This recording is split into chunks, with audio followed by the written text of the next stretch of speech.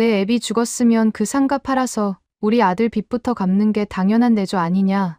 장례식 조의금까지 훔쳐 상간녀에게 돈을 바친 남편의 끔찍한 배신에 저는 피눈물이 났습니다. 하지만 전 아빠가 남긴 유언장과 3억 차용증으로 기생충 같은 시댁의 숨통을 완벽히 끊어버렸죠. 오늘의 사연 시작합니다. 구독과 좋아요를 누르시면 오늘 하루 행운이 함께 하실 겁니다. 장례식장에 와주셨던 친척분들도 장성에 각자 가정을 꾸린 아이들도 모두 제 집으로 돌아간 저녁이었습니다. 친정아버지의 사무제를 막 끝내고 온 터라 온몸이 물먹은 솜처럼 무거웠죠. 현관문을 열고 들어서자마자 훅 끼쳐오는 집안의 공기는 평소와 다르게 유난히 서늘했습니다.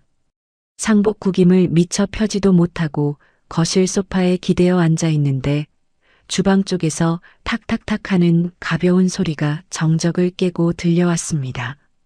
고개를 돌려보니 시어머니가 제 집 식탁 한가운데 자리를 잡고 앉아 있더라고요. 어머니의 뭉툭한 손가락은 휴대전화 계산기 앱을 쉴 새 없이 두드리고 있었습니다. 액정 화면에서 나오는 퍼런 불빛이 시어머니의 얼굴을 기괴하게 비추고 있었죠. 그 옆에는 남편이 깎아놓은 사과를 우적우적 씹어 삼키며 어깨너머로 계산기 화면을 흥미롭다는 듯 들여다보는 중이었습니다. 어머니, 지금 뭐 하시는 거예요? 제가 낮게 가라앉은 목소리로 묻자 시어머니는 계산기에서 눈도 떼지 않은 채 무심하게 대답했답니다. 뭐 하긴. 내 애비 남기고 간 그 건물 얼마에 내놓으면 당장 팔릴지 계산 좀 해보는 거다. 요즘 그 동네 상가 시세가 평당 얼마라더라. 그 순간 방 안의 공기가 차갑게 얼어붙는 것 같았습니다. 사무제를 지내고 온 지 채 3시간도 지나지 않은 시점이었거든요. 제가 기가 막혀서 아무 말도 못하고 쳐다만 보자 시어머니는 아예 휴대전화를 식탁 위에 내려놓고 저를 똑바로 마주 보았습니다. 너 우리 집 귀신 된 지가 언젠데 내 돈이 어딨니? 장례 끝났으면 당장 그 건물부터 정리해라. 정리라니요. 아버지가 평생 일구신 상가예요. 그걸 어머니가 왜 팔라 마라 하세요. 그럼 그걸 그냥 둬. 그 낡아빠진 건물 가지고 있어봤자 세금만 나가지. 그 건물 팔아서 우리 아들 사업하면서 진 빚부터 싹 갚아야지. 숨통 좀 트이게 말이다. 그리고 남는 돈으로는 내 시누이 집 평수 좀 늘려주고. 걔가 지금 사는 아파트가 좁아서 애들 키우기 얼마나 답답해하는지 너도 알잖니. 시어머니의 입에서는 단 한치의 망설임도 부끄러움도 찾아볼 수 없었죠.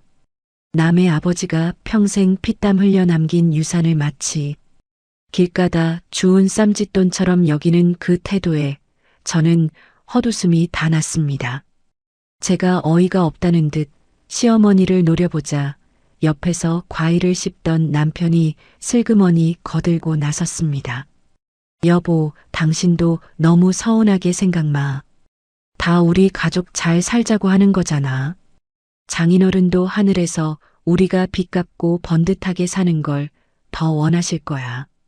건물이 무슨 소용이야. 산 사람이 먼저 살아야지. 좋은 게 좋은 거잖아. 가족. 그놈의 가족. 남편의 그 입에서 가족이라는 단어가 튀어나올 때마다 저는 속에서 뜨거운 것이 치밀어 오르는 것을 느꼈습니다. 어떻게 장인어른 사무제를 치른 날 저녁에 빚갚을 궁리부터 한단 말입니까? 당신 빚을 왜 우리 아빠 건물로 갚아? 시누이 집 평수는 왜 내가 늘려줘야 하는데? 그게 말이나 되는 소리야.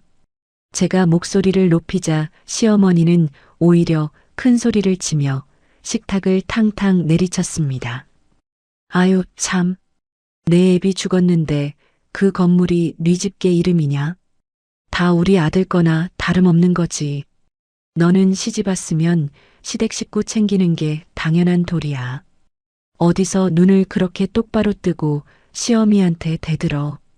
예전 같았으면 시끄러워지는 게 싫어서 다 큰 자식들 앞길에 흠집 내기 싫어서 그냥 입을 다물고 방으로 들어갔을 겁니다. 화병이 나더라도 속으로 삼키는 게 가정을 지키는 길이라고 믿었으니까요. 하지만 오늘은 달랐죠. 저는 무기력하게 당하고만 있던 예전의 바보 같은 제가 아니었거든요. 제 등 뒤에는 아빠가 남겨준 가장 단단한 무기가 있었습니다. 사실 저는 오늘 아침 일찍 사무제에 가기 전 은행 금고에 먼저 들렀답니다. 아버지가 쓰러지시기 전 제게 남겨두셨던 서류 봉투를 찾아오기 위해서였죠. 지금 제 가방 안에는 아버지가 피 토하는 심정으로 준비해 두신 완벽한 방패가 들어 있었습니다. 그래서 저는 길길이 날뛰는 시어머니와 뻔뻔한 남편을 보며 감정적으로 폭발하기보다는 서늘한 관망을 택했습니다. 이 인간들이 도대체 어디까지 바닥을 보여주나 똑똑히 지켜보자는 심산이었죠. 어머니, 계산기 그만 두드리세요. 그 건물 안 팔아요. 뭐라고? 이것이 시어미 말이 말 같지 않아. 당장 안 팔고 100일 줄 알아. 제 아버지 재산입니다. 어머니 마음대로 처분할 수 있는 물건이 아니라고요. 김칫국 마시지 마세요. 제가 한 글자 한 글자 힘을 주어 차갑게 내뱉자 남편이 얼굴을 붉히며 자리에서 일어났습니다. 당신 진짜 왜 이래? 어머니가 틀린 말 하셨어. 장모님도 연세 많으시고 늙으셨는데 이제 당신이 알아서 관리해야 할 거 아니야. 내가 나서서 깔끔하게 처분하고 내 빚부터 정리하는 게 우리 가정 평화 지키는 길이지. 언제까지 그렇게 꽉 막힌 소리만 하면서 고집 피울 거야. 당당하게 저를 윽박지르는 남편의 얼굴을 보니 구역질이 올라올 것 같더라고요. 그 뻔뻔한 얼굴 위로 제 친정 부모님의 지난 세월이 주마등처럼 스쳐 지나갔습니다. 아빠의 상가 건물은 단순한 콘크리트 덩어리가 아니었습니다. 제가 아주 어렸을 때부터 부모님은 비가 오나 눈이 오나 시장통에서 철물점 문을 여셨습니다. 매캐한 먼지를 마셔가며 무거운 쇳덩이를 나르고 손톱 밑에 시커먼 기름때가 빠질 날 없이 악착같이 일하셨죠. 겨울이면 손이 터져서 피가 나는데도 난로 하나 제대로 안 피우고 버티셨습니다. 아이고, 우리 딸 왔나? 아빠 손이 더러워서 냄새날 텐데 우야노. 기름때 묻은 작업복을 입고도 저를 보면 환하게 웃으시던 아빠의 얼굴이 아직도 눈에 선합니다. 엄마는 허리가 굽도록 철물점 안쪽 평상에 쪼그려 앉아 낡은 장부를 쓰며 10원짜리 하나까지 꼼꼼하게 맞추셨고요. 점심 한 끼 마음 편히 먹을 시간이 없어 퉁퉁 불어터진 짜장면을 선채로 삼키시던 날들이 허다했습니다. 그렇게 부모님의 땀방울과 눈물이 모이고 모여서 올린 3층짜리 꼬마 빌딩이었습니다. 그 건물이 올라가던 날 아빠는 세상을 다 가진 것처럼 환하게 웃으시며 건물 벽을 쓰다듬으셨죠. 나는 우리 딸 남의 집 가서 돈 아쉬운 소리 안 하고 당당하게 살게 할 기다. 이 건물은 다 우리 딸 지켜줄 든든한 기둥이다. 생전에 아버지가 제 손을 굳게 잡고 항상 하시던 말씀이었습니다. 그런데 저들은 지금 그 숭고한 세월을 모욕하고 있는 겁니다. 평생 땀 한 방울 제대로 흘려보지 않고 남의 돈으로 호의호식하려는 저 기생충 같은 인간들이 감히 내 아버지의 유산을 탐내고 있었습니다. 식탁 앞에서 여전히 계산기를 만지작거리는 시어머니의 굽은 등과 제 앞에서 목소리를 높이며 위선을 떠는 남편의 번지르르한 얼굴을 번갈아 쳐다보았습니다. 남편은 겉만 멀쩡했지 속은 완전히 썩어 문드러진 텅 빈 강정이었습니다. 경제관념은 바닥이고 툭하면 사업을 크게 키운답시고 허세를 부리다 일을 버려 빚을 지기 일쑤였죠. 자기가 친 사고를 수습하는 건 매번 제 몫이었습니다. 제 월급 통장은 남편의 돌려막기에 쓰이느라 밑빠진 독이나 다름없었습니다. 가정을 지키겠다는 명목으로 아이들에게 화목한 울타리를 만들어주겠다는 미련한 착각으로 저는 너무 오랜 시간 저들의 기생을 묵인하고 허락해왔습니다. 제 적금을 깨서 시댁의 체면을 세워주면 남편이 고마워할 줄 알았고 시어머니가 언젠가는 저를 진짜 가족으로 인정해 줄 거라 헛된 기대를 품었죠. 하지만 돌아온 것은 뼈아픈 배신과 당연하다는 듯한 뻔뻔한 착취뿐이었습니다. 당장 내일 부동산에 가자. 그 건물 시세가 얼만지 어떻게 처분할지 내가 직접 눈으로 확인해 봐야 속이 풀리겠어. 시어머니는 기어이 자리에서 일어나며 제게 최후 통첩을 날렸습니다. 며느리의 슬픔 따위는 안중에도 없는 그 차가운 눈빛에 저는 아무 말 없이 고개를 끄덕였습니다. 속으로는 펄펄 끓는 용암이 치솟고 있었지만 겉으로는 한없이 이성적이고 차갑게 식어가는 제 자신을 또렷하게 느낄 수 있었습니다. 그래, 내일 어디 한번 끝까지 가보자. 당신들이 지옥을 원한다면 기꺼이 구경시켜주지. 저는 어깨에 맨 가방끈을 꽉 쥐었습니다. 그 안에서 아빠가 남겨준 차용증 뭉치와 유언장이 부스럭거리며 제 손끝에 서늘한 힘을 불어넣어주는 것 같았죠. 건물을 쌈짓돈처럼 여기는 시어머니의 얇은 입술을 가만히 쳐다보자 과거부터 끊임없이 제 등골을 빼먹으며 웃음 짓던 남편의 추악한 만행들이 하나둘씩 선명하게 떠오르기 시작했습니다. 이 껍데기뿐인 가짜 결혼 생활을 이제는 내 손으로 완벽하게 박살내야 할 때가 온 것입니다. 시어머니의 입에서 그놈의 가족 타령이 나올 때마다 저는 지나간 명절날에 끔찍했던 거실 풍경이 반사적으로 떠오르곤 했습니다. 시댁 식구들이 말하는 가족이란 결국 제 피와 땀을 짜내어 자신들의 배를 불리는 아주 편리하고 교묘한 변명에 불과했거든요. 몇 년 전 추석이었습니다. 하루 종일 전을 부치고 기름 냄새에 절어 주방에서 설거지하고 있던 저를 시어머니가 거실로 훌쩍 부르셨죠.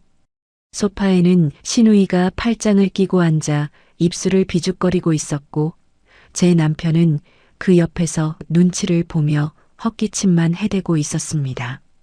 앞치마에 물기를 닦으며 다가가자 시어머니가 대뜸 손가락질하며 본론부터 꺼내시더라고요. 애미야, 너 저번에 만기된다고 했던 그 적금 있지 않니? 그거 액수가 얼마나 되냐? 우선 우리 딸내미 전세금에 좀 보태야겠다.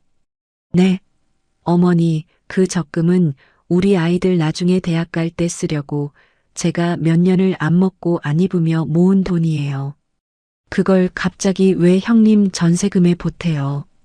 제가 너무 놀라 목소리가 떨리자 소파에 기대앉아 있던 시누이가 콧방귀를 뀌며 날카롭게 쏘아붙였습니다. 옳게. 엄마 말이 틀린 거 하나 없어.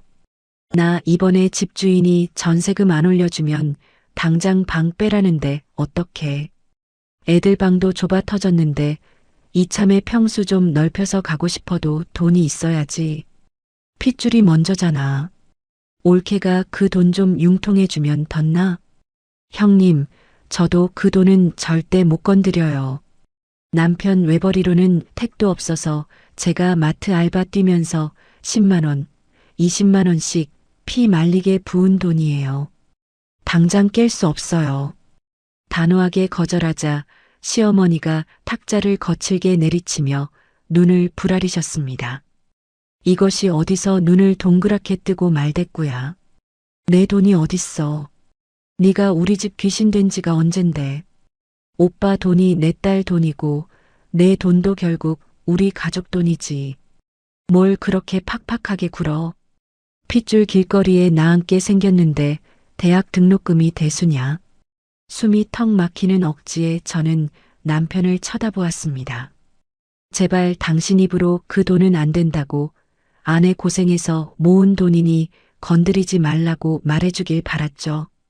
하지만 제 남편이라는 작자는 오히려 제 어깨를 슬그머니 쥐며 비겁하게 속삭이더라고요. 여보, 우리가 그래도 쟤보다는 형편이 낫잖아. 일단 도와주자. 내 동생 진짜 길거리에 나앉게 생겼어. 가족끼리 왜 그래? 좋은 게 좋은 거잖아. 내가 나중에 사업 대박 나면 당신 그깟 적금 10배로 채워줄게. 그놈의 가족. 좋은 게 좋은 거라는 그 알량한 가스라이팅. 남편은 겉보기엔 사람 좋고 효자 같았지만 실상은 아내의 돈으로 자기 체면을 세우는 극강의 위선자였습니다. 경제관념이라고는 쥐뿔도 없는 사람이 툭하면 사업을 키운답시고 허세를 부렸고 그때마다 뒷수습을 하며 빚을 틀어막는 건 온전히 제 몫이었죠. 저는 결국 그날 밤 이불을 뒤집어 쓰고 소리 없이 울며 적금을 깼습니다. 가정을 지켜야 한다는 강박, 다 큰 자식들에게 부모가 싸우는 꼴을 보여주고 싶지 않다는 그 미련한 책임감 하나로 제 살을 깎아먹으며 버텼던 겁니다. 하지만 제 친정아버지는 저처럼 호락호락하게 당하고만 있는 분이 아니셨습니다. 아버지는 일찌감치 사위의 됨됨이를 꿰뚫어 보고 계셨죠. 제가 적금을 깨고 몇 달이 지났을 무렵이었습니다. 친정집에 반찬을 갖다 놓으러 갔다가 철물점 안쪽 장보 책상에서 남편의 목소리가 들려와 걸음을 멈췄습니다. 문틈 사이로 몰래 안을 들여다보니 남편이 장인어른 앞에 비굴하게 허리를 굽히고 서 있더라고요. 장인어른, 이번에 진짜 확실한 건수 하나 물었습니다. 자금 융통만 조금 해주시면 제가 이자는 은행보다 훨씬 섭섭지 않게 쳐서 돌려드리겠습니다. 딱 한 번만 밀어주십시오. 사업 자금 핑계로 또 제 몰래 처가에 손을 벌리러 온 거였죠. 속에서 불길이 확 치솟아 문을 열고 들어가려던 찰나 친정아빠의 서늘하고 묵직한 목소리가 제 발목을 붙잡았습니다. 사업 자금? 내 딸 모르게 또 뒤로 구린 일버리는 모양이네. 돈이 필요하면 차용증부터 써라. 날짜, 금액, 이자율 정확히 적고 여기 내놈 지장부터 찍어. 아빠는 낡은 책상 서랍에서 시뻘건 인주와 미리 출력해둔 차용증 양식을 꺼내 남편 앞으로 밀어 던지셨습니다. 남편은 당황한 기색이 역력해 억지 웃음을 지으며 손사래를 치더라고요. 아유, 장인어른도 참. 가족끼리 무슨 차용증입니까? 섭섭하게 왜 이러십니까? 제가 장인어른 돈 떼먹고 도망갈 놈으로 보이십니까? 그냥 믿고 빌려주시면. 가족끼리 돈거래일수록 도장은 확실히 찍어야 쓰네. 내 딸 모르게 가져가는 돈이니 뼈에 새기듯 철저해야지. 네가 장사하다 말아먹으면 결국 내 딸이 길거리에 나앉는 거 아니냐? 억울하면 은행 가서 빌리든가. 지장 안 찍을 거면 꼴도 보기 싫으니 당장 나가. 아빠의 눈빛은 쇳덩이보다 차갑고 단호했습니다. 한치의 물러섬도 없는 장인의 기세에 눌린 남편은 결국 얼굴을 불그락푸르락하며 인주의 엄지손가락을 꾹 눌렀습니다. 찍겠습니다. 찍어요. 장인어른 진짜 너무하십니다. 사위가 아니라 생판 남대하시듯 팍팍하게 하시네요. 종이 위에 빨간 지장이 꾹 찍히는 소리가 문 밖까지 선명하게 들려왔습니다. 당시 문틈으로 그 광경을 지켜보던 저는 솔직히 아빠가 너무 매정하다고 생각했습니다. 아무리 그래도 사위인데 꼭 저렇게까지 바닥으로 굴복시키고 서류를 남겨야만 속이 시원하신가 원망스럽기도 했죠. 하지만 남편이 그런 식으로 아빠에게 굽신거리며 야금야금 빼간 돈은 수년에 걸쳐 도합 3억 원이라는 거대한 금액으로 불어났습니다. 그리고 아빠는 돈을 내어줄 때마다 단 한 번의 예외도 없이 이전 차용증을 파기하고 날짜와 총액을 갱신해 남편의 새 지장을 받아두셨습니다. 아빠는 알고 계셨던 겁니다. 겉으로는 허허실실 웃으며 가족을 들먹이는 저 사위라는 작자가 언젠가 돈 앞에서 제 딸의 뒤통수를 무참히 후려칠 뱀 같은 놈이라는 사실을 말이죠.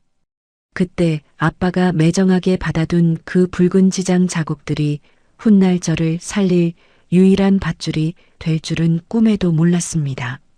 아빠가 병상에 누우신 뒤 남편이라는 인간이 저지른 그 끔찍하고 소름 끼치는 짓거리들을 두 눈으로 직접 확인하기 전까지는 말입니다. 친정아버지가 갑작스럽게 말기 암 판정을 받고 병상에 누우신 건 불과 몇 달 전이었습니다.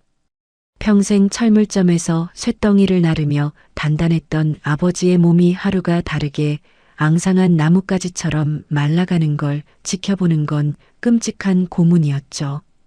병원비와 간병은 온전히 저와 친정엄마의 몫이었습니다.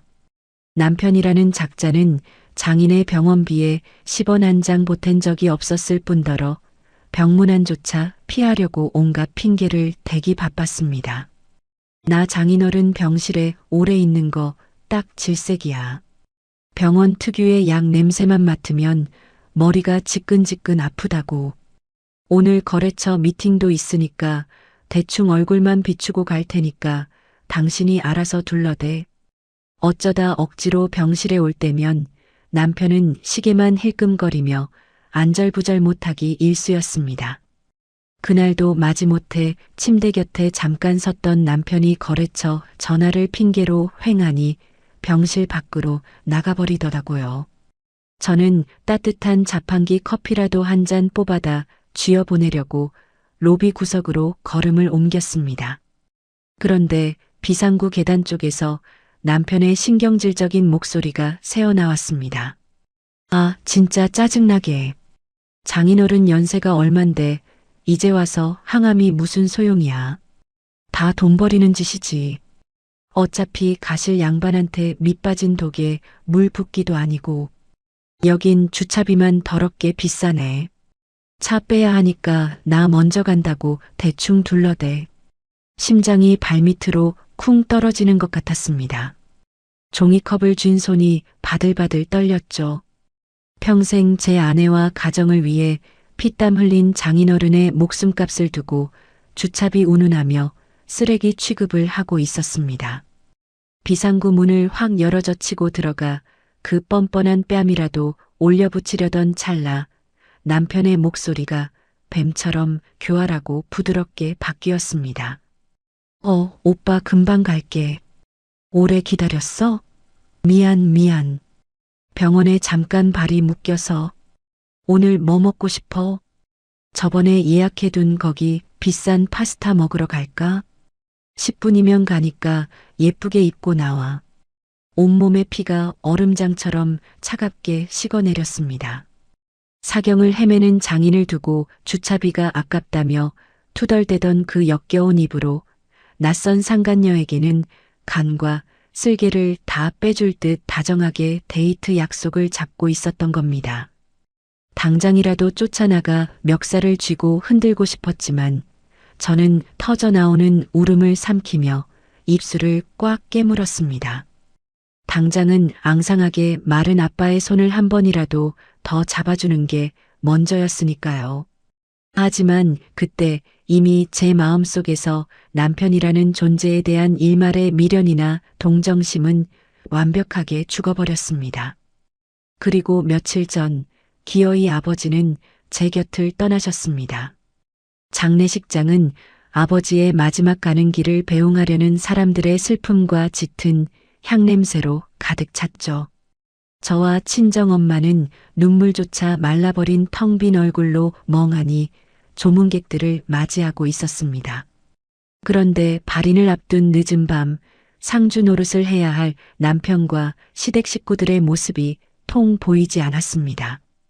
퉁퉁 부은 다리를 이끌고 손님들 빈상을 치우다 말고 휴게실 쪽으로 다가간 저는 반쯤 열린 문틈 사이로 도저히 믿을 수 없는 끔찍한 광경을 목격하고 말았습니다. 엄마 오빠 쪽 손님 봉투는 내가 따로 다 챙겨서 이 가방에 넣었어. 이거 다 오빠가 그동안 밖으로 돌면서 돈 뿌리고 품앗이한 건데 멍청하게 올케 쪽 상자에 섞이게 두면 안 되잖아. 나 싹싹하게 잘 챙겼지. 아유, 그럼. 내 딸 눈치 하나는 빠삭하다니까. 얼른 내 가방 깊숙한 곳에 찔러 넣어라. 며느리년이 볼라. 장례 비용이야. 어차피 빵빵한 사돈댁에서 다 알아서 낼 텐데 우리가 굳이 이 귀한 돈을 섞어서 보탤 필요가 뭐 있니? 그러니까 말이야. 오빠한테도 내가 알아서 잘 챙겨뒀다고 윙크하면서 귀띔해줬어. 슬픔에 잠겨 있어야 할 유족 휴게실 구석 바닥에 주저앉아 시어머니와 시누이는 조의금 명부를 탐욕스럽게 뒤적이며 자기들 몫의 돈봉투만 도둑질하듯 가방에 쓸어 담고 있었습니다. 짐승만도 못한 짓거리에 머릿속이 하얗게 비워지는 것 같았죠. 잠시 후 뻔뻔하게 식당 쪽으로 걸어 나온 시어머니는 국밥을 먹고 있는 저희 친척들 들으라는 듯 보란 듯이 큰 소리로 입방정을 떨기 시작했습니다. 아이고, 사돈 양반 참 지독하게도 안 쓰고 악착같이 모으더니만 결국 그 복이 다 우리 아들 몫이 되네. 이래서 죽은 사람 돈이 제일 쓰기 편한 거야. 엄마도 참 남들 듣는데 말은 똑바로 해. 그 알짜배기 상가 건물 이제 다 우리 아들 거나 다름없잖니. 그 낡은 거 확 팔아버리면 우리 오빠 사업도 숨통이 좀 트이겠네. 시누이가 깐족거리며 맞장구를 치자 남편이 주변 눈치를 보며 슬쩍 끼어들었습니다. 아, 엄마랑 동생아. 조용히 좀 해. 남들 쳐다보잖아. 장모님 귀에 들어가면 어쩌려고 큰 소리야. 아유, 들으면 어때서. 내가 뭐 틀린 말했니? 늙은 장모가 이제 그 상가 관리나 제대로 하겠어.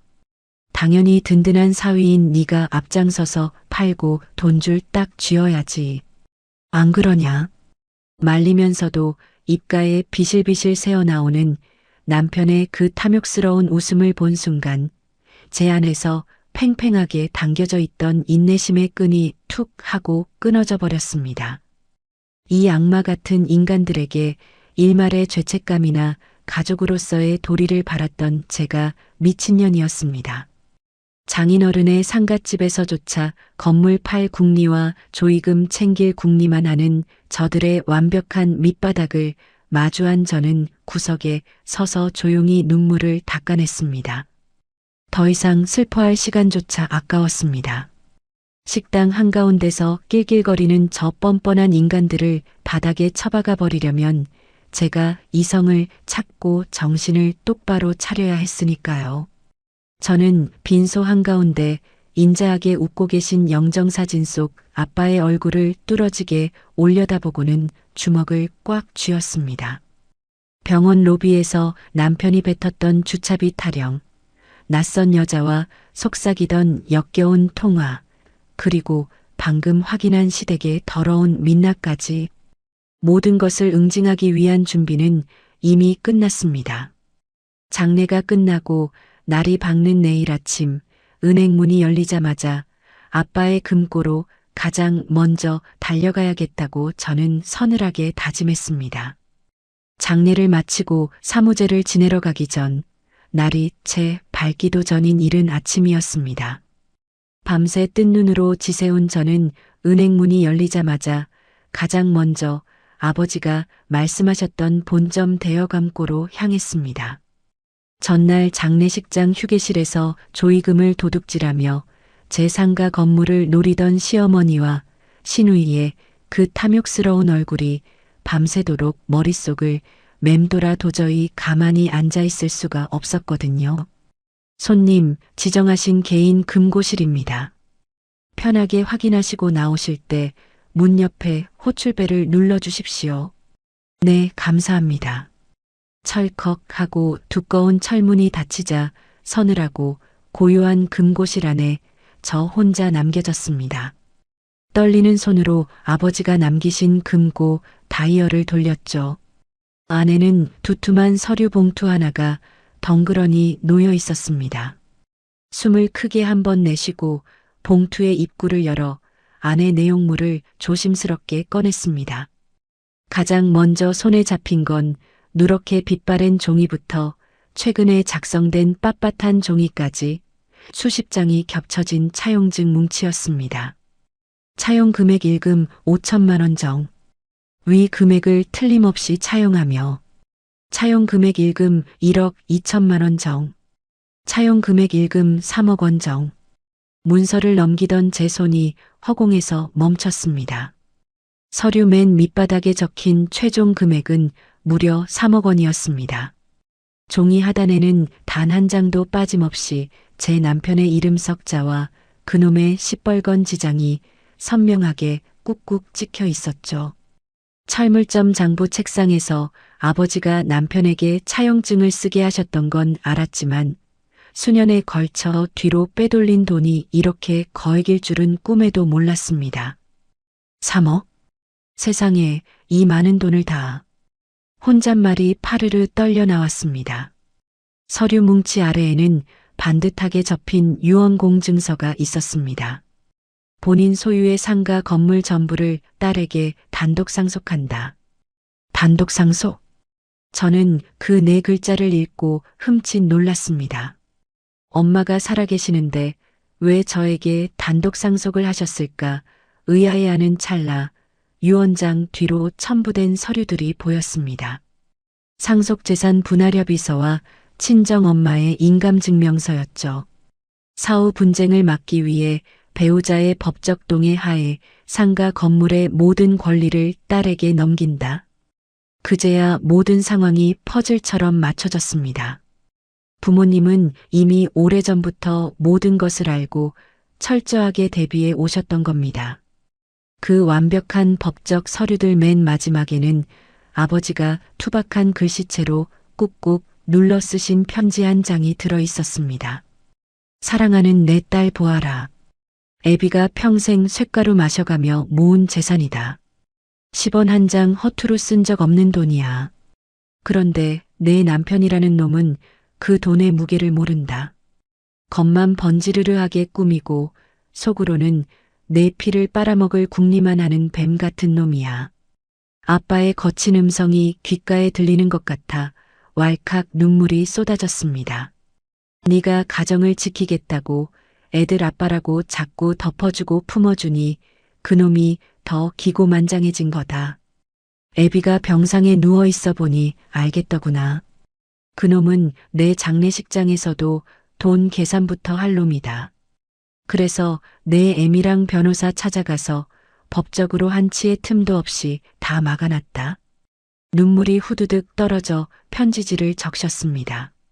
저는 소매로 눈을 거칠게 훔치며 다음 줄을 읽어 내려갔습니다. 이 서류 봉투를 꺼내 볼 일이 살면서 없기를 매일 밤 기도했다만 기어이 네가 이 금고를 열었다면 더는 망설이지 마라. 쥐어짜이고 참는 미련한 짓은 이제 그만해. 아비가 남긴 이 방패로 그놈들 숨통을 끊어놔라. 넌 내 귀한 딸이다. 언제든 내 무기로 써라. 아빠, 바보같이 나만 모르고 살았어.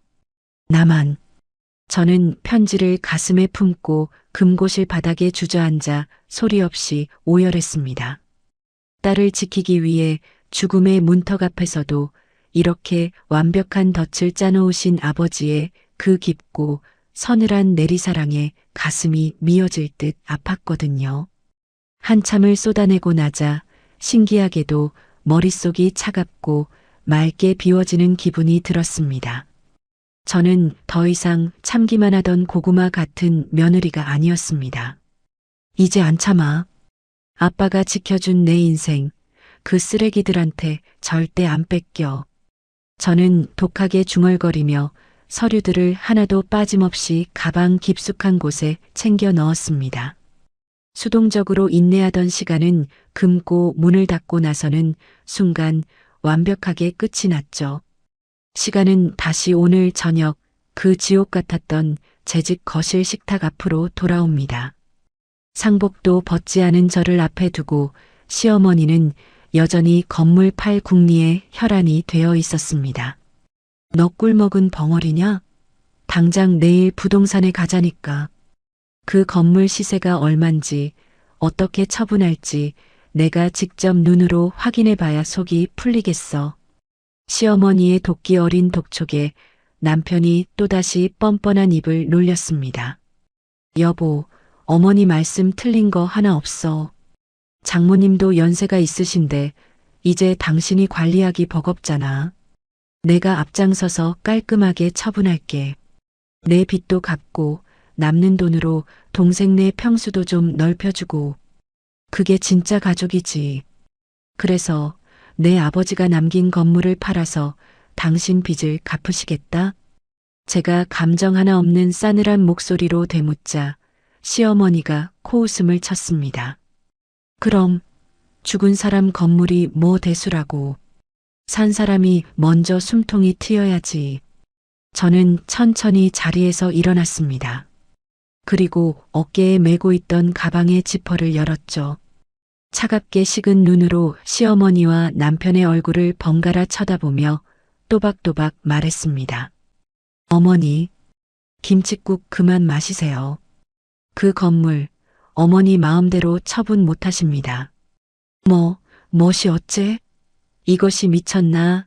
시어미한테 말버릇이 그게 뭐야? 발끈해서 소리를 지르는 시어머니를 향해 저는 가방에서 아버지가 남기신 그 두툼한 황갈색 서류 봉투를 꺼내 식탁 한가운데로 툭 던졌습니다. 묵직한 봉투가 식탁 위로 미끄러지며 탁 하는 날카로운 소리를 냈습니다. 아버지가 돌아가시기 전에 저한테 남기신 뜻이 따로 있거든요. 어디 한번 직접 보실래요? 식탁 위로 내던져진 묵직한 서류 봉투를 보자 시어머니의 찌푸려진 미간이 꿈틀거렸습니다. 옆에서 과일을 씹던 남편도 행동을 멈추고 봉투와 제 얼굴을 번갈아 쳐다보더라고요. 시어머니가 떨떠름한 표정으로 물었습니다. 이게 다 뭐냐? 유언장, 죽은 영감이 이딴 종이 쪼가리에다 무슨 글장난을 쳐놨다는 거야. 글장난인지 아닌지 어머니가 직접 확인해 보시죠. 저는 봉투에서 빳빳하게 코팅된 유언공증서를 꺼내 식탁 정중앙에 펼쳐 놓았습니다. 그리고 한 글자 한 글자 귀에 박히도록 또렷한 목소리로 읽어내려갔습니다. 본인 소유의 상가 건물 전부를 딸에게 단독 상속한다. 이 건물의 처분과 권리는 오롯이 딸에게만 있다. 그 구절이 끝나기가 무섭게 시어머니가 식탁을 쾅 내리치며 벌떡 일어났습니다. 이게 무슨 개수작이야. 미친 거 아니냐? 내 애미가 시퍼렇게 살아있는데 출가 외인인 네가 왜 그 건물을 다 가져? 이거 완전 사기 냄새가 진동을 하네. 법대로 하면 며느리인 너 혼자 독식할 수 없는 거야. 시어머니의 입에서 법이라는 단어가 나오자 저는 헛웃음이 터졌습니다. 법 좋아하시네요. 걱정 마세요, 어머니. 분쟁 없게 친정엄마 인감증명서랑 상속 포기 동의서까지 완벽하게 공증받아 첨부해 두셨으니까요. 그러니까 그 건물, 머리카락 한 올까지 온전히 제 겁니다. 어머니가 감나라, 배나라 할 물건이 아니라고요. 단호한 제 대답에 시어머니는 뒷목을 잡는 신용을 하며 주저앉았습니다.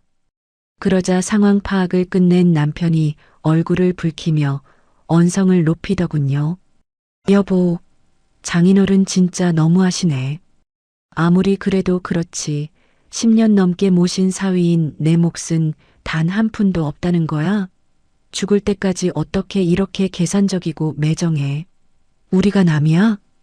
그 뻔뻔한 입에서 또다시 매정하다는 소리가 튀어나오자 저는 속에서 뜨거운 불길이 치솟았습니다. 저는 봉투 안 깊숙한 곳으로 손을 집어넣었습니다. 당신 목? 있지. 아주 넘치게 있지. 착각하지 마. 당신 몫은 건물이 아니라 바로 이거야. 저는 수십 장이 겹쳐진 황갈색 차용증 뭉치를 꺼내 남편의 얼굴 앞 식탁 위로 차르륵 흩뿌렸습니다. 빨간 지장 자국들이 식탁 위를 수놓자 남편의 얼굴이 순식간에 밀가루처럼 하얗게 질려버렸습니다. 이게 왜 당신 손에? 남편은 부들부들 떨리는 손으로 차용증 하나를 집어들었습니다. 그 꼴을 내려다보며 저는 얼음장처럼 차가운 목소리로 쏘아붙였습니다. 총액 3억 원. 아버지가 당신한테 수년에 걸쳐 빌려준 사업 자금 차용증이야. 내 지장 선명하게 찍힌 거 똑똑히 보이지? 아버지가 돌아가시기 전에 편지로 남기셨어. 이 돈 다 받아내기 전엔 내 재산에 손끝 하나 못 대게 하라고. 3억? 3억이라고? 넋이 나간 시어머니가 흩어진 종이들을 허겁지겁 끌어모으며 비명을 질렀습니다. 야, 이 미친놈아. 네가 처가에서 3억을 끌어다 썼어? 이 많은 돈을 다 빚을 졌다고? 아들을 향해 악을 쓰던 시어머니가 이내 덜덜 떨리는 눈으로 저를 올려다보았습니다. 저는 시어머니의 눈을 똑바로 마주보며 입꼬리를 올렸습니다. 어머니, 아까 우리 건물 팔아서 아들빚 갚아주고 숨통 틔워주고 싶으시다면서요. 잘 됐네요. 저한테 갚아야 할 2, 3억 어머니가 대신 갚으실래요? 아니면 불법 횡령의 사기죄로 제가 이 인간 당장 감방에 쳐넣을까요? 제 서늘한 경고에 시어머니는 입을 떡 벌린 채 아무 말도 하지 못했습니다. 쥐 죽은 듯한 정적이 흐르자 궁지에 몰린 남편이 기어이 적반하장으로 악을 쓰기 시작했습니다. 장인어른 진짜 피도 눈물도 없는 징그러운 양반이네. 어떻게 가족끼리 융통해준 돈을 가지고 지장까지 꼬박꼬박 받아나? 죽으면서까지 사위 뒤통수를 이렇게 쳐. 가족? 저는 남편의 말을 끊고 조소했습니다. 내 입에서 지금 가족이라는 소리가 나와? 우리 아빠 안병동에서 네가 한 짓거리 기억 안 나? 네, 내가 뭘 어쨌는데. 항암 치료받는 장인어른 보고 돈 버리는 짓이라며. 병원 주차비 더럽게 비싸다며 툴툴거린 그 더러운 주둥이로 낯선 년한테 전화해서 파스타 처먹으러 가자고 히히덕거렸잖아. 저는 그놈의 멱살을 잡을 듯이 바짝 다가가며 소리쳤습니다. 장례식장 구석에서 내 엄마랑 내 친척들 조의금 봉투 훔쳐서 뒤로 챙긴 것도 내가 모를 줄 알아? 내 아빠 장례식 조의금까지 훔쳐서 상간녀에게 돈을 바친네. 그 끔찍한 배신에 내가 속으로 얼마나 피눈물을 흘렸는지 알아? 감히 누구 보고 가족이래. 제 입에서 터져나온 끔찍한 진실에 남편은 망치로 머리를 얻어맞은 듯 굳어버렸습니다. 동공이 사시나무 떨리듯 흔들리더라고요. 너 그거 어떻게 들었어? 아니야, 그거 오해야. 내가 그때 거래처 사람한테. 입 닥쳐. 더 이상 내 더러운 변명 듣고 싶지 않으니까. 이 시간부로 넌 내 남편도 뭣도 아니야. 내일 당장 법원에서 이혼 소장 날아갈 줄 알아. 3억 다 토해낼 준비나 하고 있어. 기가 막힌 상황에 멍하니 있던 시어머니가 정신을 차리고는 비틀거리며 일어났습니다. 아니 며느리야. 그래도 그렇지. 남자가 밖에서 일하다 보면 홧김에 헛소리 좀 할 수도 있고 융통성 있게. 그만 떠들고 당장 나가세요. 제가 현관문을 향해 손가락을 쳐들자 두 사람 다 얼어붙었습니다. 둘 다 당장 내 집에서 나가라고요. 그 입 찢어버리기 전에 당장 꺼져. 내 집? 우리가 지금껏 같이 산 집인데 누굴 보고 나가래. 끝까지 뻔뻔하게 버티는 남편의 얼굴에 대고 저는 쐐기를 박았습니다. 이 아파트 결혼할 때 친정아빠가 준 돈으로 내 명의로 산 거잖아. 당신이 보탠 돈 10원 한 장 있어? 비밀번호 바꾸고 경찰 부르기 전에 내 짐 싸서 당장 꺼져. 저는 소파에 널브러져 있던 남편의 겉옷을 집어 얼굴에 집어 던졌습니다. 미친 듯이 소리를 지르며 현관문을 활짝 열어젖히자 동네 사람들이 내다볼까 겁이 난 시어머니가 먼저 도망치듯 신발을 구겨 신고 밖으로 나갔습니다. 남편도 제 살기 어린 눈빛에 기가 눌려 뒷걸음질 치며 쫓겨나듯 현관을 빠져나갔죠. 여보, 나중에 이야기해. 우리 나중에 다시. 쾅!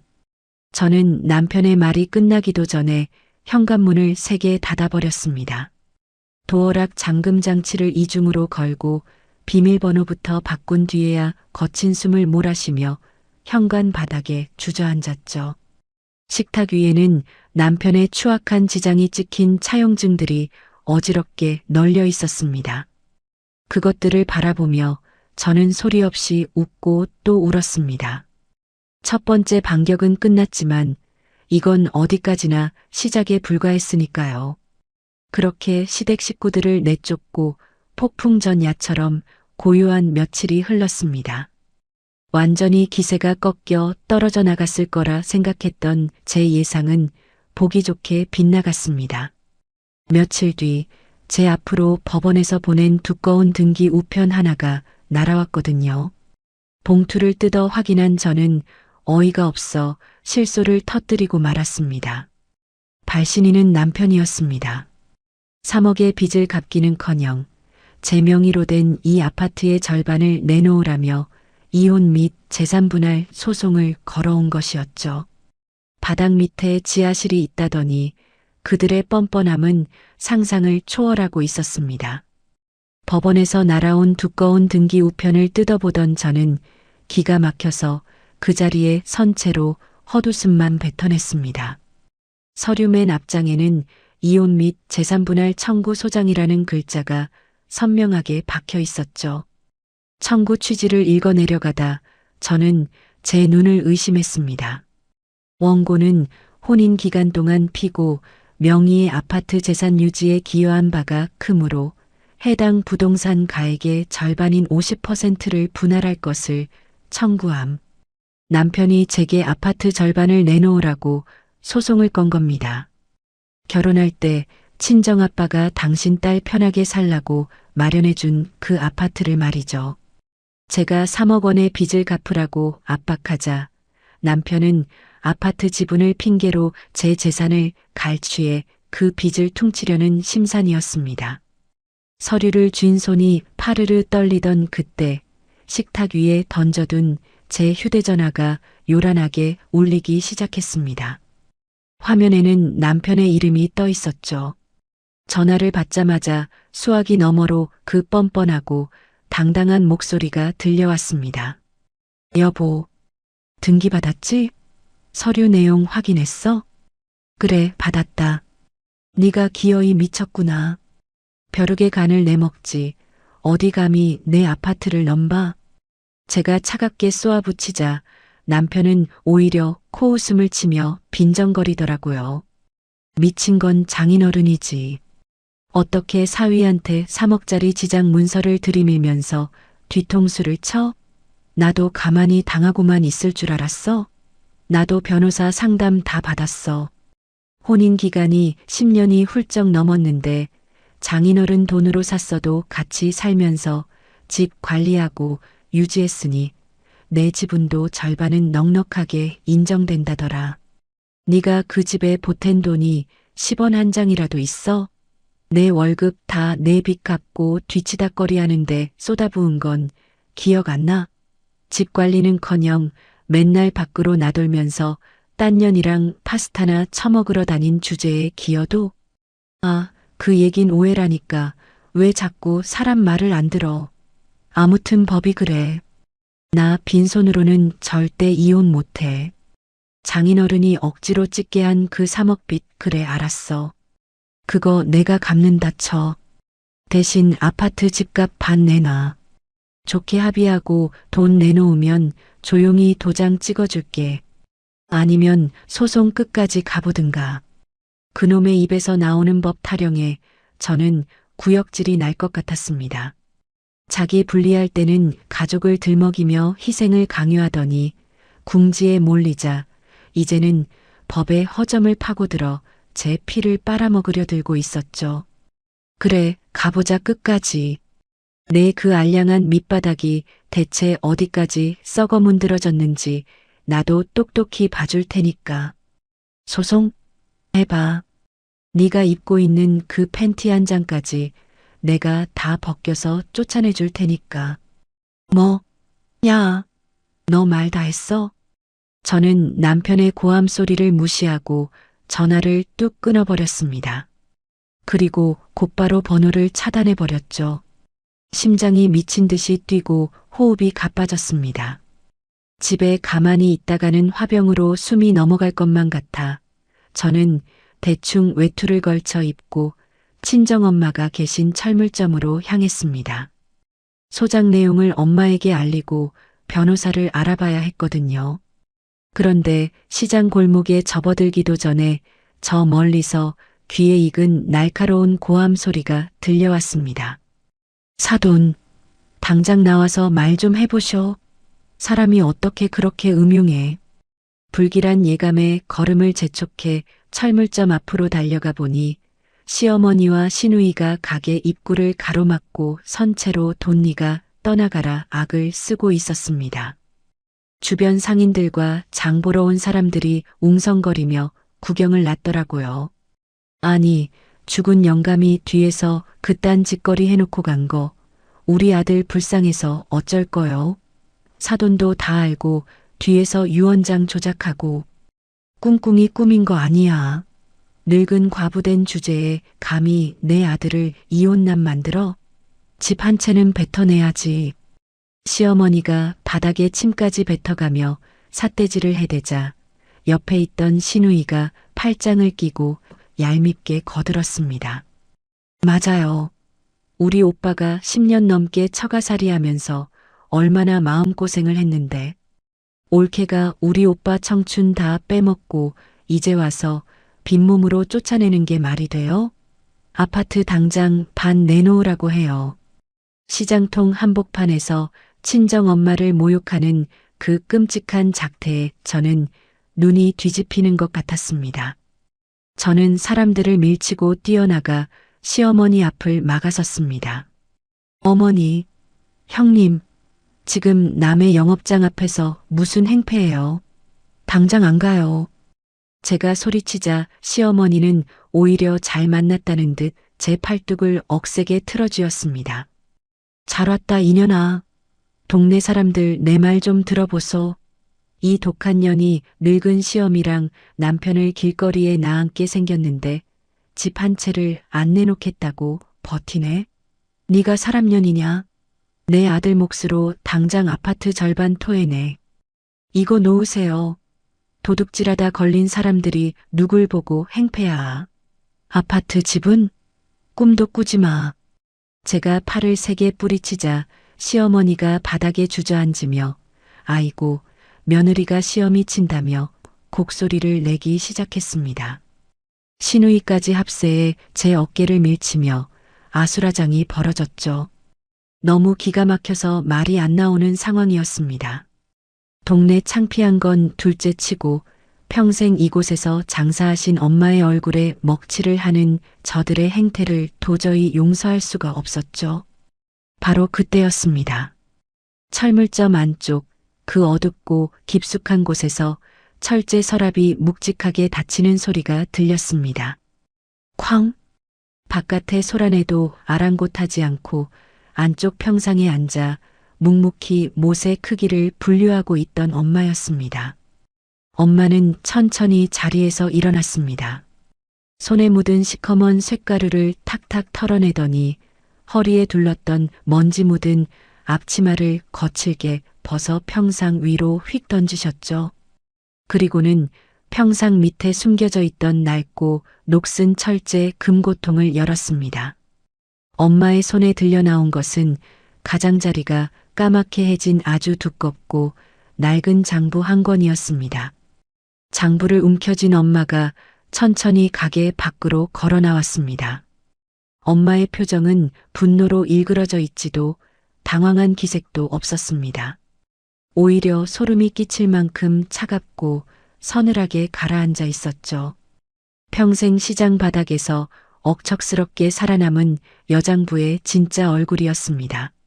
시어머니의 곡소리가 잦아들고 웅성거리던 사람들도 엄마의 그 무서운 기세에 눌려 순식간에 조용해졌습니다. 엄마는 바닥에 주저앉아 눈치를 보는 시어머니를 차갑게 내려다보며 낮고 묵직한 목소리로 입을 열었습니다. 사돈, 남의 영업장에서 지금 무슨 짓거리입니까? 사돈, 남의 영업장에서 지금 무슨 짓거리입니까? 엄마의 낮고 묵직한 호통에 바닥에 주저앉아 동리가 떠나가라 곡소리를 내던 시어머니가 흠칫 놀라 입을 다물었습니다. 신우이 역시 기세에 눌려 슬금슬금 뒤로 물러서더라고요. 하지만 시어머니는 이내 억지를 부리며 다시 목청을 높였습니다. 사돈이 먼저 우리 아들 뒤통수를 친 거 아니오. 장모라는 양반이 늙은 사위 빈손으로 내쫓으려고 유언장 조작하고 아파트까지 다 삼키려 드는데 내가 가만히 있게 생겼소? 뒤통수는 누가 쳤는지 똑똑히 보여드리지요. 닥치고 똑바로 보쇼. 엄마는 들고 나온 그 낡고 두꺼운 장부를 시어머니의 발치에 거칠게 집어 던졌습니다. 툭 하는 둔탁한 소리와 함께 장부가 펼쳐졌죠. 그 순간 철물점 앞 골목으로 검은색 세단 한 대가 미끄러지듯 멈춰 섰습니다. 차에서 내린 사람은 엄마가 미리 연락해 두었던 변호사였습니다. 변호사는 가방에서 깔끔하게 정리된 서류 뭉치를 꺼내 엄마 옆에 섰습니다. 엄마가 시어머니와 시누이를 번갈아 노려보며 싸늘하게 입을 열었습니다. 우리 영감이 평생 시장 바닥에서 쇳가루 마시며 구른 사람입니다. 사람 보는 눈 하나는 귀신보다 매섭지요. 사위놈이 사업한답시고 3억을 빼갈 때 그 돈이 진짜 어디로 흘러가는지 우리 영감이 안 알아봤을 것 같습니까? 그게 무슨 소리요? 변호사 양반. 이 무식한 인간들 귀에 쏙쏙 박히게 설명 좀 해주쇼. 엄마의 말이 떨어지자마자 변호사가 서류를 넘기며 건조한 목소리로 말했습니다. 고인께서 생전에 남기신 차용증을 근거로 자금 흐름을 추적한 결과입니다. 3억 중 절반인 1억 5천만 원은 사업처가 아닌 여기 계신 시누이분의 전세금 인상 시기에 맞춰 정확히 3차례에 걸쳐 이체되었습니다. 이는 명백한 불법 증여에 해당하며 증여세 탈루로 국세청 고발 및 반환 소송을 함께 진행할 예정입니다. 그 말이 떨어지기가 무섭게 꼿꼿하게 서 있던 시누이의 다리가 픽 꺾였습니다. 옳게. 나는 몰랐어. 오빠가 사업 잘 돼서 돈 좀 보태주는 건 줄 알았지. 난 진짜 장인어른 돈인 줄 몰랐어. 엄마 어떡해. 사색이 된 시누이가 제 바짓가랑이를 잡으려 하자 저는 차갑게 쳐내며 쏘아붙였습니다. 몰랐다고? 형님 전세금 올려주겠다고 어머니랑 둘이 작당해서 내 적금 깨라고 난리쳤던 명절날 핏줄 타령하던 거 다 까먹었어? 당신 오빠가 당신 집 평수 넓혀주려고 내 아빠 돈을 도둑질한 거야. 뱉어낼 준비나 해. 하지만 충격은 거기서 끝이 아니었죠. 엄마는 장부의 다음 장을 구두 발코로 툭툭 치며 시어머니를 향해 일갈했습니다. 놀라긴 아직 이릅니다, 사돈. 나머지 절반, 1억 5천.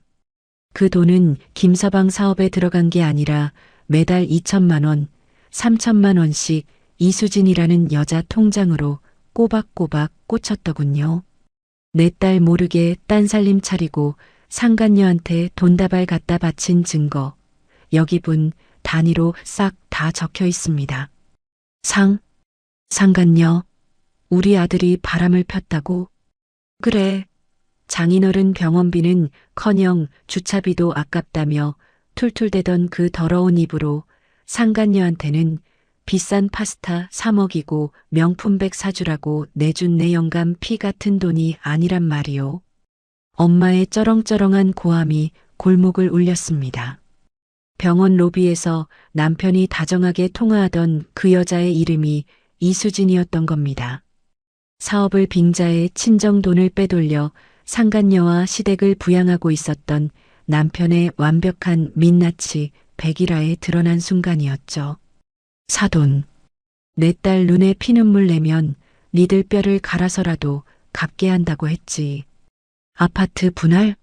지나가던 개가 웃을 소리 작작하쇼. 횡령의 외도에 불법 증여까지 싹 다 엮어서 위자료 청구하고 빵에 쳐넣어 줄 테니 어디 법대로 끝까지 해봅시다. 엄마의 서슬 퍼런 선전포고에 시어머니는 입을 떡 벌린 채 그 자리에서 혼절하듯 주저앉아 버렸습니다. 방금 전까지 아파트 절반을 내놓으라며 당당하게 소리치던 그 뻔뻔한 얼굴은 온데간데 없고 덜덜 떨리는 손으로 땅바닥만 긁어대고 있었죠. 저는 그 벌레 같은 모습들을 차갑게 내려다보며 변호사에게 고개를 끄덕였습니다. 이제 모든 판은 완벽하게 뒤집혔거든요. 그로부터 불과 몇 달 뒤 가정법원 조정실 앞 복도였습니다. 외도 증거와 자금 횡령 정황이 담긴 금융 기록이 너무도 명백했기에 남편의 아파트 분할 청구는 당연히 기각되었습니다. 오히려 혼인 파탄의 귀책 사유가 남편에게 있음이 인정되어 거액의 위자료 판결이 떨어졌고 3억 원의 채무 전액도 고스란히 남편이 홀로 떠안게 되었죠. 문을 열고 나온 남편의 몰골은 말이 아니었습니다. 기름기가 잘잘 흐르던 얼굴은 반쪽이 되어 있었고 양복은 며칠을 입은 듯 구깃구깃했답니다. 저를 보자마자 남편은 복도 바닥에 무릎을 꿇고 제 바짓가랑이를 부여잡았습니다. 여보, 내가 미쳤었나 봐. 내가 진짜 잠깐 돌았었어. 나 한 번만 용서해줘. 나 3억을 무슨 수로 한 번에 다 갚아? 당신 아버지가 남겨주신 건물 팔아서 나 한 번만 살려주라. 이혼만은 제발. 구질구질하게 매달리는 남편을 내려다보며 저는 혐오감에 찬 표정으로 발을 빼냈습니다. 살려달라고? 내 아빠 장례식장에서 조의금 훔쳐가고 건물 팔 궁리하던 내 입에서 나올 소리는 아닌 것 같은데. 내가 잘못했어. 상간녀 그년도 돈 떨어지니까 벌써 도망갔어. 동생네 집도 지금 전세금 반환 소송 걸려서 압류 들어오게 생겼고 엄마도 쓰러지셨어. 우리가 명색이 10년을 살았는데 나 길거리에 나앉는 거 보고만 있을 거야? 네가 딴 살림 차리고 내 아빠 돈으로 가족 행세할 땐 내가 무너지는 거 눈 하나 깜짝 안 했잖아. 이제 와서 부부 타령이야? 징그러우니까 내 몸에 손대지 마. 제가 차갑게 돌아서려는 순간 가방 안에서 휴대전화가 울렸습니다. 액정에 시어머니의 번호가 떠 있었죠. 저는 보란 듯이 스피커폰으로 전화를 받았습니다. 며느리야. 흑흑, 내가 노망이 났었나 보다. 다 내 잘못이야. 우리 아들 감방만은 안 가게 제발 네가 그 빚 좀 깎아주면 안 되겠니? 내가 평생 파출부를 해서라도 갚으마. 제발. 한때는 제 적금을 깨라며 식탁을 내리치고 상가 건물을 팔라며 눈을 부라리던 시어머니의 비굴한 울음소리가 복도를 울렸습니다. 저는 무릎 꿇은 남편과 수화기 너머의 시어머니를 향해 최후의 선고를 내렸습니다. 어머니, 아까운 주차비 내면서 법원 오시느라 고생 많으셨어요. 이제 그 잘난 가족끼리 똘똘 뭉쳐서 평생 빚이나 갚으며 사세요. 다신 제 인생에 연락하지 마시고요. 저는 뒤도 돌아보지 않고 전화를 끊어버렸습니다. 등 뒤에서 남편이 엉엉 우는 소리가 메아리 쳤지만 제 발걸음은 그 어느 때보다 가볍고 경쾌했습니다. 족쇄 같았던 서류가 완벽하게 정리되고 온전히 내 삶을 되찾은 날 법원 밖으로 나서자 따뜻한 봄바람이 저와 친정엄마의 뺨을 부드럽게 스치고 지나갔습니다. 이혼 도장을 찍고 법원 문을 나선 지 어느덧 1년이라는 시간이 흘렀습니다.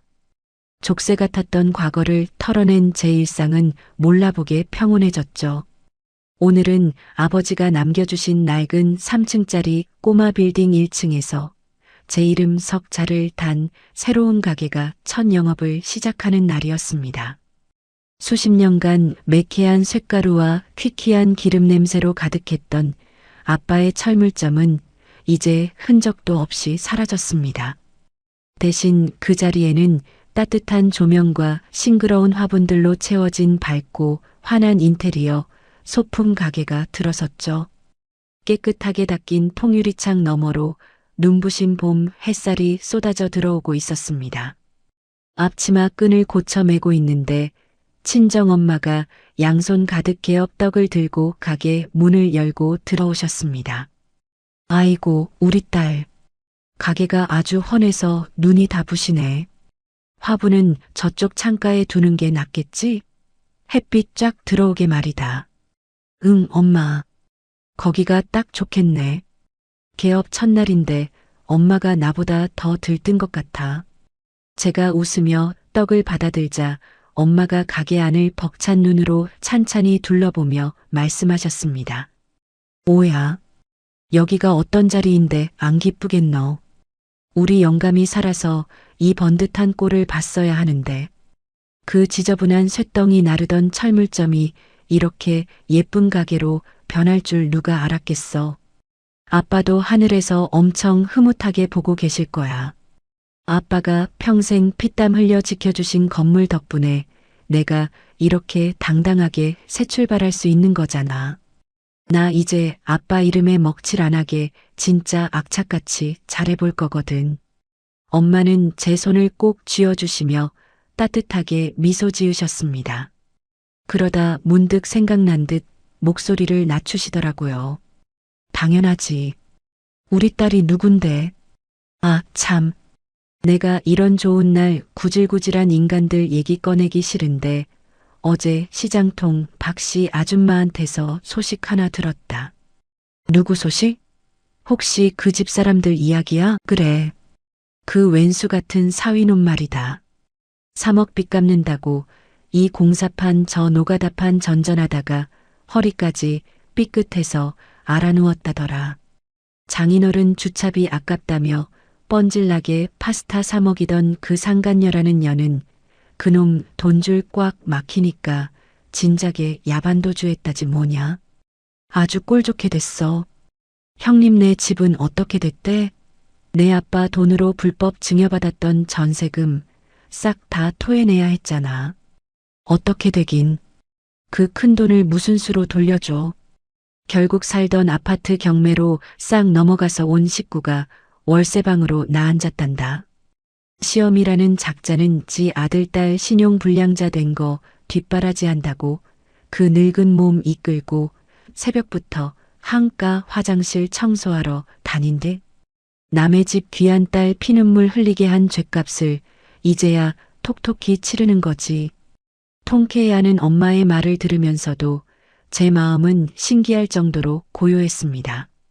예전 같았으면 분노로 심장이 뛰거나 혹은 멍청하게 동정심이 일었을지도 모르죠. 하지만 지금은 그저 딴 세상 사람들의 남일처럼 무덤덤하게만 느껴졌습니다. 엄마, 이제 그 사람들 얘기 내 앞에서는 안 해도 돼. 나한텐 남보다 못한, 아니 아예 세상에 존재하지 않는 사람들이야. 내 귀한 시간에 그 사람들 이름 한 글자 올리는 것도 아까우니까. 그냥 각자 지은 죄의 무게만큼 벌 받고 사는 거지 뭐. 오냐, 내 말이 그 말이다. 나쁜 놈들 천벌 받는 거 확실히 확인했으니 이제 2번 다시 입에 올리지 말자. 우리 딸 앞날에 꽃길만 깔렸는데 그깟 쓰레기들 악취 풍겨서 뭐 하겠노? 제가 유리 진열장을 부드러운 천으로 닦아내며 차분하게 대답했습니다. 엄마, 나 이혼 소송하고 1년 동안 혼자 지내면서 참 많은 걸 깨달았어. 뭘 말이냐? 그동안 나는 가정을 지킨다는 핑계로 내 자신을 철저하게 갉아먹고 있었던 거야. 가족이라는 이름표만 달고 있으면 무조건 참아주고 덮어주고 내 살을 내어주는 게 아내의 미덕이고 도리인 줄 알았거든. 네가 천성이 착해서 그랬던 거지. 핏줄이 먼저네 어쩌네 떠드는 그 독사 같은 시대 것들한테 가스라이팅을 당해서. 그러니까. 근데 겪어보니 진짜 가족은 그런 게 아니더라고. 내 돈을 탐내고 내 희생을 당연하게 여기면서 뒤통수를 치는 건 가족이 아니라 기생충이었어. 아빠가 나 지켜주려고 생명줄처럼 남겨준 그 유언장이랑 차용증 보면서 뼈저리게 알았잖아. 진짜 가족은 내 재산을 뺏는 사람이 아니라 무슨 일이 있어도 나를 보호해주고 완벽하게 내 편이 되어주는 사람이라는 거. 제 말에 엄마는 눈시울을 붉히며 고개를 끄덕이셨습니다. 그렇지. 핏줄이라고 다 똑같은 핏줄이 아니야. 서로 아껴주고 지켜줘야 진짜 가족인 기다. 우리 영감이 하늘에서도 내 그 말 들으면 참말로 기뻐하겠네. 이제 나는 오직 나를 위해서만 살 거야. 내 이름 석자로 당당하게 내 권리와 내 행복 지키면서 살 테니까 엄마도 아프지 말고 내 옆에서 오래오래 지켜봐 줘야 해. 알았지? 아이고, 우리 딸 철 다 들었네. 그래, 장사나 대박 나보자. 엄마와 마주보며 환하게 웃음을 터뜨렸습니다. 저는 다시 고개를 돌려 깨끗한 통유리창 너머의 거리를 가만히 바라보았습니다. 참는 게 미덕인 줄만 알았던 지난날을 돌아보면 참으로 미련하고 바보 같았습니다. 조금만 갈등이 생겨도 다 내 탓인 줄 알고 굽히며 시댁의 눈치만 보며 살았었죠. 하지만 썩어 빠진 동아줄은 조금이라도 빨리 내 손으로 직접 잘라내는 것이 나를 살리는 유일한 길이라는 걸 이제는 분명히 압니다. 내 삶의 주도권을 쥐고 내 권리를 당당하게 주장할 때 비로소 진짜 어른으로 홀로 서기를 할 수 있다는 것도 말입니다. 가짜 가족이라는 무거운 껍데기를 미련 없이 벗어던지고 나니 이렇게 맑고 눈부신 햇살이 오롯이 제 삶을 따뜻하게 비추고 있었습니다. 딸랑. 상념에 잠겨있던 찰나 경쾌한 종소리와 함께 가게 문이 열렸습니다. 따뜻한 봄바람과 함께 첫 손님이 조심스럽게 안으로 들어서고 있었죠.